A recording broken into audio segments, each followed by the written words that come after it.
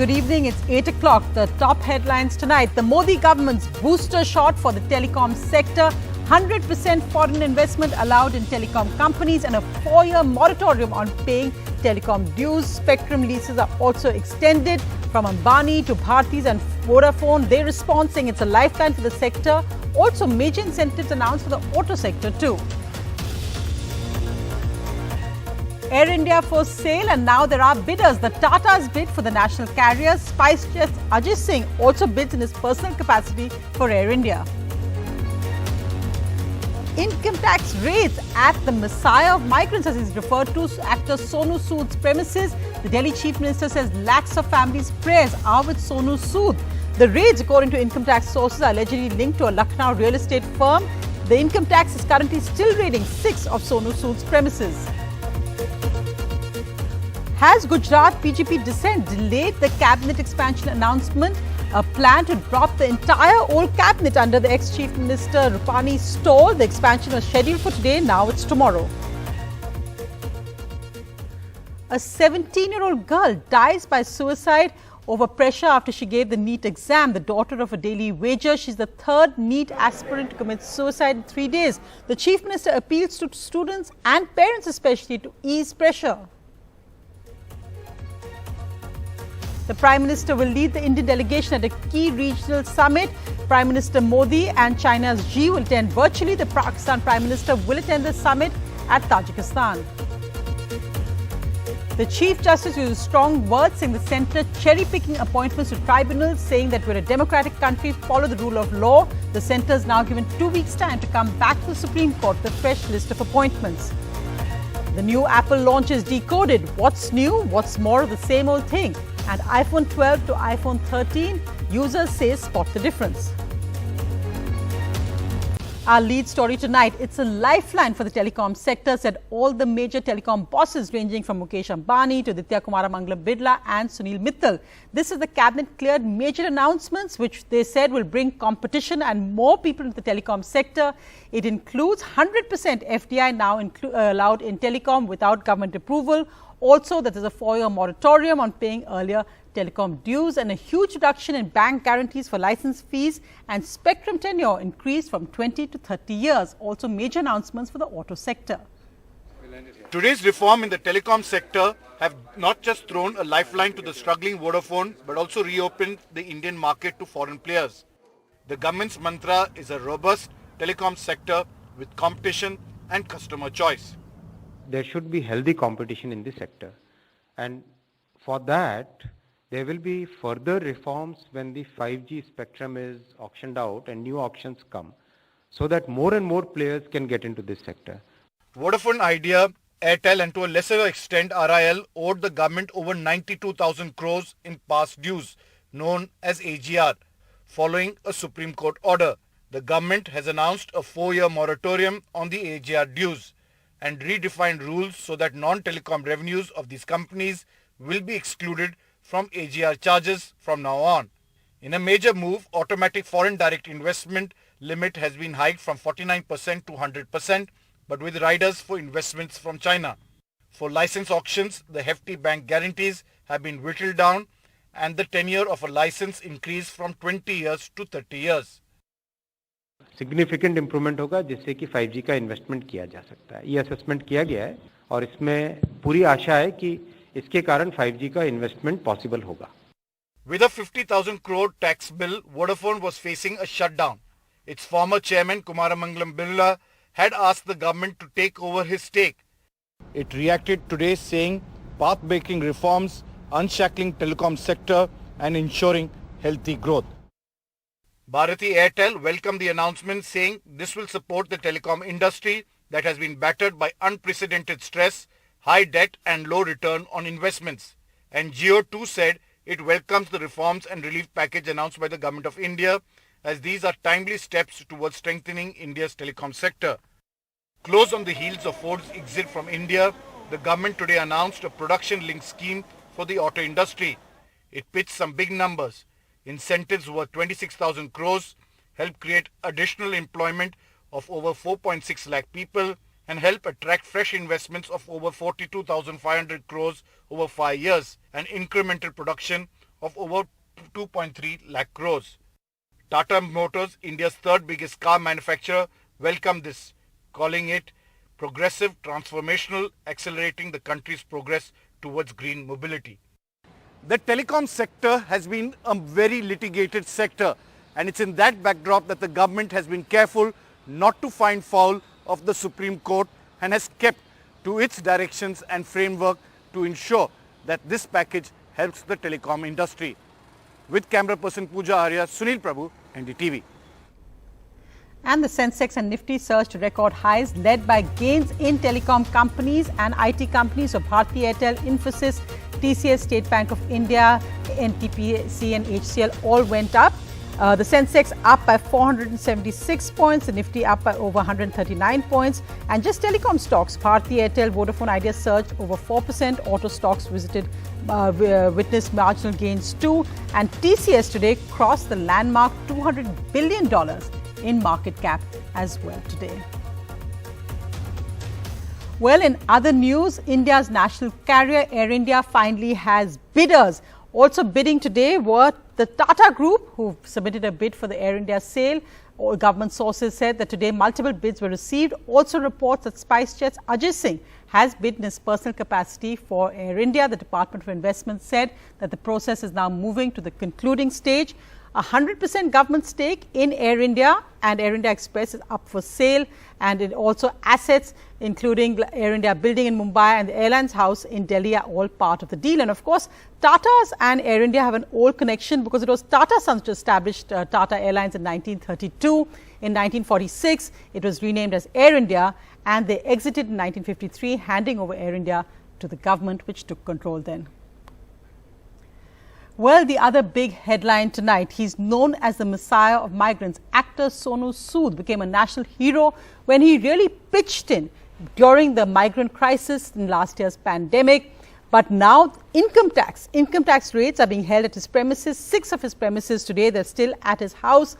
Apparently over links with the Lucknow real estate firm. Saurabh Gupta is currently there. Now, Saurabh, really a shock was, in a sense, Sonu Sood had become a national hero for the charity work he's done, not just during the pandemic, but after as well. And today, the income tax officials are at his house where you are. In fact, the income tax officials are just coming out behind you. Well, yes, in fact, the income tax officials have been here since 3 o'clock. The building, of course, is called Casablanca, and that on the 4th floor is where Sonu Sood stays. And the income tax officials are still inside. They came out a while ago, then they went back in, and those raids or survey, as we call it, is still continuing. It's an income tax survey, the technical word for it, which means that, they can impound material as well if they find something that they need. But at this point, those surveys are continuing. Let's just look into this report that outlines basically who Sonu Sood is and what this case is all about. Right, Saurabh. In fact, we've seen Chief Minister Arvind Kejriwal has tweeted saying lakhs of families are supporting Sonu Sood and praying for him today. And this coming, of course, as the opposition say, it's just a witch hunt by the government because Sonu Sood was close to opposition chief ministers. Sonu Sood has maintained that he doesn't want to enter politics. Here's the report. Since the pandemic, actor Sonu Sood's house in Andheri is a well-known destination for all those looking for help of any kind. Every day there's a crowd of people to ask him for assistance which the state has been unable to provide. He makes it a point to come out and meet them. But today, unexpectedly, income tax officials arrived at his premises, apparently in relation to a deal he had done with a Lucknow-based real estate company. Opposition politicians are calling this a witch hunt of a man who is now known as the Messiah of migrants. When millions of migrants were stranded overnight in Mumbai last year with no transport, home or food, the 48-year-old actor stepped in. A single-handed effort that managed to send hundreds home by buses, trains and even planes. Lockdowns, we are sitting at home with all the comforts in the world. So I was working towards it where I could get all the necessary permissions where I can get the trains arranged for them or the buses or any means where they can just reach their homes. And finally I could manage to to send hundreds of people, almost 350 people just left on 10 buses to Gulbarga in Karnataka, and this is the first lot of people. During the second COVID wave, where people across India were dying because of lack of oxygen, he intervened again, ordering 18 oxygen plants from France and sending them to various states across India. Funds which he says comes from donations. Majorly hit states रही हैं oxygen के मामले में, वो दिल्ली में बहुत तकलीफ रही है और बैंगलोर में बहुत है, उत्तर प्रदेश में बहुत ज्यादा है. तो अभी सिलेंडर्स हो, कॉन्सेंट्रेटर्स हो, वो सब भिजवा ही रहे हैं, पर वो फिर भी एक परिवार की हेल्प करता है, फिर बाकी लाखों लोग हैं जिन तक नहीं पहुंच सकते. बैंगलोर में ऑक्सीजन ड्राइव है कि आप कोई भी इमरजेंसी वाले पेशेंट्स हैं, आप हमें कॉल कीजिए, एक टोल फ्री नंबर रहेगा उस पर, और हमारी पूरी टीम जाके जो है उन्हें ऑक्सीजन पहुंचाएगी. ये तो 2 ड्राइव्स हैं, लेकिन ये टेम्परेरी चीजें हैं. एक फ्रांस की कंपनी है ऑक्सी प्लस करके. As he became a hero in real life, he was feted by many politicians from across the country, meeting chief ministers and leaders from Maharashtra, Telangana and Delhi. He has maintained he won't be joining any political party, but his new role had him also landing many campaigns and magazine covers. Nothing political. मैं हमेशा maintain करता रहा हूँ कि लोग हमेशा बोलते हैं कि आप कोई अच्छा काम करना है तो पॉलिटिक्स में आइए, या क्यों नहीं आ सकते, बहुत कमाल का फील्ड है, एंड आई थिंक अगर आप आए तो one has to be blessed, but as of now we haven't discussed anything political. His admirers even built a temple in his honor. Today, as he faces the heat of the income tax, many are questioning why a man who has done so much to help millions is suddenly facing questions on illegal income. Officials leaving from Sonu Sood's residence here at Casablanca. Sonu Sood's house is on the 4th floor of this building, and officials can impound material as well. But at this point, we don't know if that has happened. However, questions are being raised about the timing of the income tax authorities' actions, with Sonu Sood recently agreeing to become brand ambassador for a Delhi government project. And many are saying, is this simply the income tax department doing its job, or is there more to it, including a political angle? In Mumbai with camera person Praveen Ji Rohit, Saurabh Gupta, NDTV. Well, let's move to proper politics now and what's happening in Gujarat. A new chief minister and apparently plans by the BJP High Command to have an entirely new cabinet has actually been stalled. For more, let's go across to Akhilesh. Akhilesh, well, reports saying that even senior leaders like ex-Deputy Chief Minister Nitin Patel were going to be dropped. What's the latest over dissent and the cabinet expansion? Well, Sonia, hectic political activities are on in Ahmedabad and Gandhinagar, and senior leaders are meeting and deciding who is going to be the minister. Tomorrow at 1:30 is the swearing-in ceremony which has been scheduled. But in the afternoon, we know that in the Rajbhavan today, there were elaborate arrangements were made for swearing-in ceremony. But at the last moment, it was postponed till tomorrow because in the meanwhile, 4 to 5 erstwhile ministers, they assembled at Vijay Rupani's residence because there were reports that all 22 of them, they would be dropped and none will be repeated. It's very unprecedented in the history of the BJP when you sack not only the chief minister but also the entire cabinet. So it will be interesting to see whether all the ministers will be repeated or some of them they will find a place in the cabinet tomorrow. Right, and of course, Gujarat elections expected in the latter part of next year. Thanks so much, Akhilesh, for that. Meanwhile, the Prime Minister will lead the Indian delegation at the 21st meeting of the Shanghai Cooperation Organization's Council of Heads of State, which will be held in Tajikistan on his birthday, September the 17th, though he will be addressing the plenary virtually. Well, so will China's head, Xi Jinping, be addressing it virtually. But Pakistan's Prime Minister will be there also speaking at the plenary. What's important is that this summit is happening amid the Afghan crisis, and India and the Prime Minister likely to make strong statements on what that means for the region. Well, really our special focus from Tamil Nadu, where tragically a third young life has been lost. A young girl there, just 17, dying by suicide just after she gave the NEET exam on Sunday, apparently over pressure on whether she would make the cut or not. The young girl was a daughter of a daily wager and the third suicide by a NEET aspirant in 3 days. The Chief Minister has once again appealed to students and to parents to ease the exam pressure, but it just shows how much young students are going through over this one exam. A 17-year-old medical college aspirant died by suicide this morning in Vellore district of Tamil Nadu. Reportedly worried that she would fail in the mandatory entrance test NEET that she took on Sunday. She had scored 85% in class 12. Her parents are daily wages who were not able to send her 3 sisters to college. And Soundarya had dreamed of becoming the first in her family to earn a degree. Doctor படிக்கணும்னு ஆசைப்பட்டேன் NEET வச்சு என்னால் எழுத முடியல கஷ்டமா இது போனா போதை விட்டுடுன்னு சொன்னேன்ப்பா ராத்திரில எழுதுன்னு காலையில் போட்டால் கொஞ்சம் ஆள வைப்போம் நீட்டு அவுட் ஆயிடுச்சு வெளி மாநிலத்தில் செய்தியில் காமிச்சோம் ஃபோன்லையும் பார்த்தா இவன் வானா விட்டுறா சொல்லலாம் எனக்கு பிடிக்காத காலேஜ் சகமா எனக்கு பார்மேஷன் டாக்டருக்கு தான் ஆசைப்பட்டேன் சின்ன வயசுலேருந்து சொன்னா நான் என் ஜலத்தை விட்டுட்டேன்னா. On Sunday, hours before Dhanush was to take NEET for the 3rd time, the 17-year-old son of a farm labourer had killed himself, fearing that he would not make it this time either. On Monday, a day after the test, this 17-year-old girl with 93.6% marks in 12th class and a school topper in 10th ended her life for the same reason. Her parents are lawyers. இறுதியா NEET தேர்வு ரத்து செய்கிற நிலையை நிச்சயம் ஏற்படுத்துவோம். உங்களுடைய உயிர் விலை மதிப்பு இல்லாதது. உங்க உயிர் உங்க குடும்பத்துக்கு மட்டும் இல்ல, இந்த நாட்டுக்கு முக்கியமானது. உங்களுடைய எதிர்காலத்துல தான் இந்த நாட்டோட எதிர்காலமே அடங்கி இருக்கு. அத்தகைய மதிப்பு வாய்ந்த உயிரை மாய்த்துக் கொள்ள வேண்டாம்னு மன்றாடி கேட்டுக்கிறேன். Abhirami hopes to become a doctor, so her daily wage parents escape the humiliation of poverty. But NEET, she says, is a nightmare for students like her.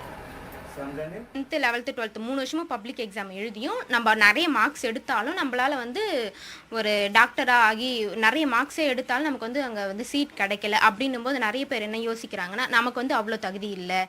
Tamil Nadu was hoping to get the president's assent to a bill passed in the state assembly this week to scrap NEET and revert to an earlier system of medical admissions on the basis of 12th class marks, arguing that the national exam favors the affluent who can afford private coaching. At least 17 medical college aspirants have died by suicide over the last few years across Tamil Nadu. One common thread, almost all of them are from poor families residing in rural areas. Some of them have top scores in schools but were unable to take the stress of doing well in the highly competitive NEET. In Chennai with Suresh, Sam Daniel, Find It TV. And this is not about one state. Even though the NEET exam was meant to abolish corruption in medical admissions, the point is the centre and the state need to listen to the voices of those young children, those tragic waste of young lives, their parents' lives destroyed as well. In other news, let's look at the latest COVID numbers, where we're still below 30,000 for the 3rd day running, though cases are higher than yesterday. In the last 24 hours, we're over 27,000. Deaths are down at 284. The tests in the last 24 hours are also up, and the daily positivity rate is below 2%. Vaccinations today is over 60 lakhs as of 8 o'clock as per the COVID dashboard. So the vaccination track record, as we can see there, going extremely high this September, which is good news. The Chief Justice today told the centre, we're a democratic country, you have to follow the rule of law, using strong words over tribunal appointments, saying the centre is cherry picking from the recommendations for tribunal appointments. Chief Justice saying, I'm also part of the selection committee. We travelled throughout the country to conduct interviews. We wasted our time travelling in the midst of COVID because the government requested us to carry out the interviews. Justice Rao said the selections that we conducted will now become useless with your choices. Justice Chandrachud adding, people are left in the lurch. When they go to the High Court, they're told to go to tribunals, but then there are vacancies. The court has now given the Attorney General a 2-week deadline for the centre to revert on appointments. Well, the new Apple launches are here, and Rajiv Makni decodes what's new and what's more of the same old thing.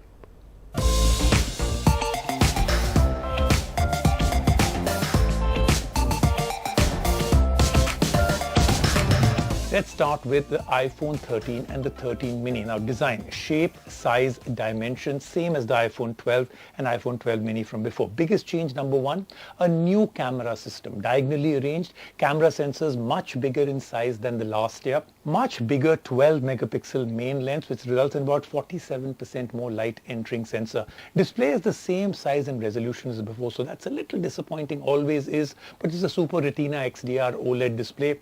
Brightness bumped up, increased to 800 nits. Performance, A15 Bionic processor, serious rocket processor. Apple claims 50% faster than any other mobile processor from the competition. Battery, iPhone 13 mini battery will last about an hour and a half more than the previous. iPhone 13 battery will last 2.5 times more than the 12. Pricing, iPhone 13 mini starts at about 69,900. iPhone 13 starts at 79,900.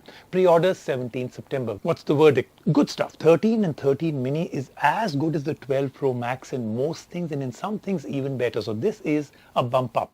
Let's move on now to the iPhone 13 Pro and the 13 Pro Max. Design, size and shape, same as the previous versions. Comes with IP68 rating, water dust resistance. 20% smaller notch, comes in graphite, gold, silver and the new Sierra blue color. Camera array, the same as the 12 Pro and the 12 Pro Max, but bigger in size, especially for the 13 Pro, because of the much larger sensors they've added into this. All the lenses are pretty much larger in size, with them being capable of night mode shots for the first time in all of them. Pricing, okay, there are jokes about selling kidneys can now start.